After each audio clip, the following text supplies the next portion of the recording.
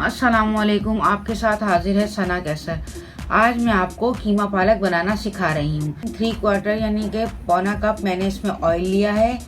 अब मैं इसमें साबित गरम मसाला, दालचीनी, छोटी इलायची है, 3 से 4 लौंगे, 7 से 8 काली मिर्चें और 2 से 3 दालचीनी की स्टिक्स, ये डालकर हम इसे फ्राई कर लेंगे।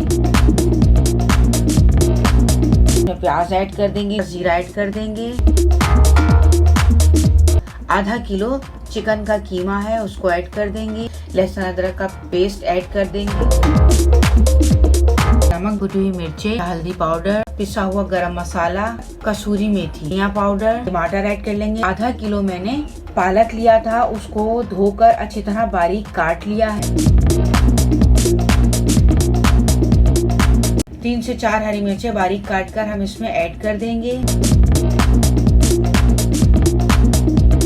उम्मीद है मेरी रेसिपी आपको पसंद आई होगी। मेरी रेसिपी आपको पसंद आई है तो प्लीज़ इसको लाइक, शेयर और सब्सक्राइब कीजिए। मिलते हैं नेक्स्ट रेसिपी के साथ।